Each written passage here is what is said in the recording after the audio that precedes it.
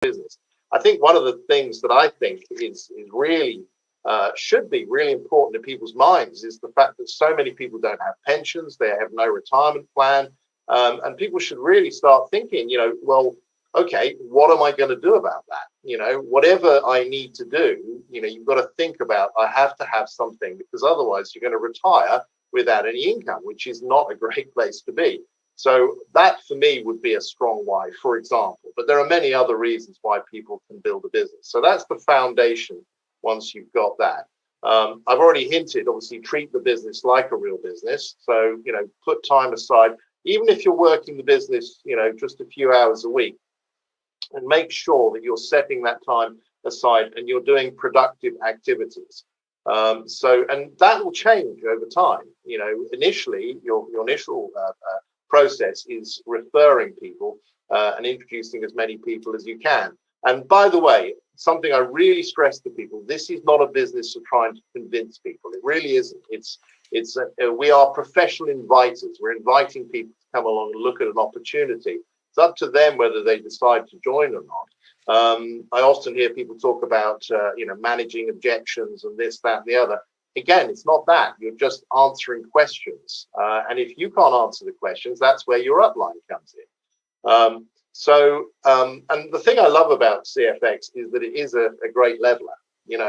I've got people in the business that have never done anything like this before. I've got grandmothers.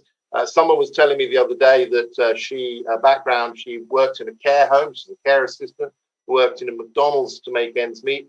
She's now a director in this business on a 100K pack. There's someone I can show you who takes this business seriously and is putting in that consistent effort. They may not have had the skills or anything initially, but again, they probably made up in numbers what they lack in skill initially. So these are sort of some of the key things. People often say to me, what makes a successful person in CFX?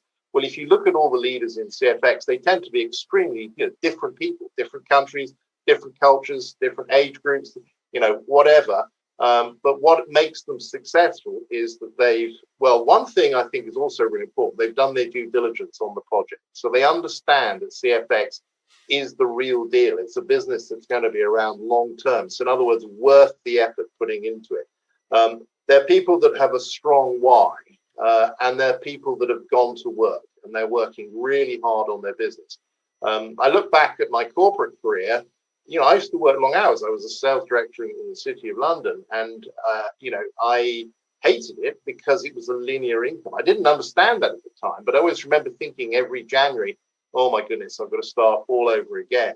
So when I saw a way of creating a leveraged passive income through creating distribution, that's what we're talking about here, I absolutely jumped at it with both feet. So the work you put in here can be, I work a lot harder in this business than I did in the corporate world, but it's worth it. And I'm so motivated to do that because you don't have to work like that forever. You work hard for a period of time. There's a great saying, you work for 90 days, a 90-day blast, and you'll be amazed at where you can be from there. So as I said, have a strong why, understand what you've got with this business, and go to work. And it doesn't matter if you're any good at it or not. It's that activity and working with your upline, and you'll find that you'll get better and better and better as you go along. So that's really it, John. That's great, Richard. I'm going to ask you just a couple more questions if you don't mind, but I agree with you. I think a 90-day blast, that's a really good, effective short-term goal. You can see the finish line in 90 days. I can get myself motivated to really hit something very hard that would normally be maybe a workload that I would be uncomfortable with. I can do that for 90 days. I think anybody could, even if it's a really focused 5 hours a week, you can be incredibly productive in 5 hours a week. 10 hours a week, that's all the better. Now, let me know if you've seen this in your business. Having a why is certainly critically important. Setting goals for yourself that really inspire you is critically important. But it seems to me that there is a real self-confidence epidemic that is troubling people these days, regardless of where one lives. And if a person doesn't believe that they deserve to have, it doesn't matter what goal they set for themselves. It just doesn't matter, because at their core, they don't believe they deserve. And I'm wondering if you're seeing any of that yourself, and then I want to talk about that just for a couple of seconds.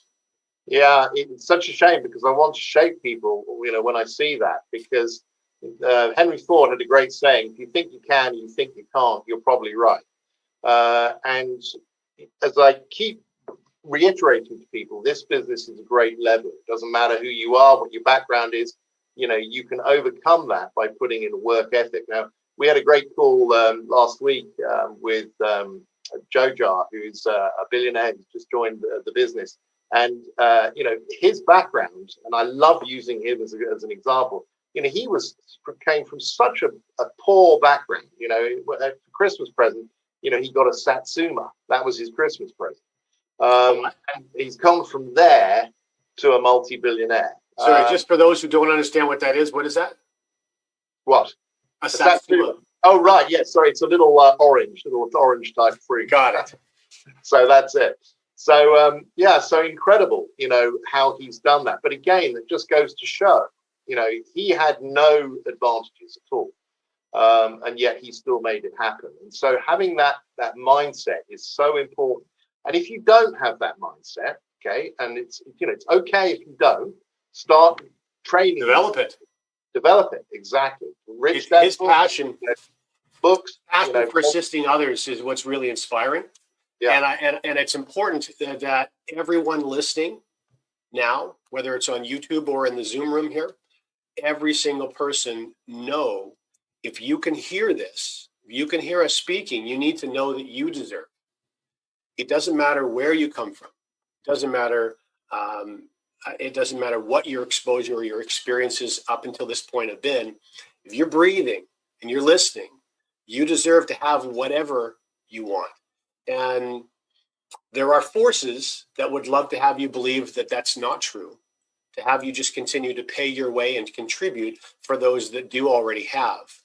But there's nothing that anyone with great abundance that we would look up to, they don't deserve success any more than you deserve success. Yeah, absolutely. Okay, dude. Thanks for taking the time. My pleasure.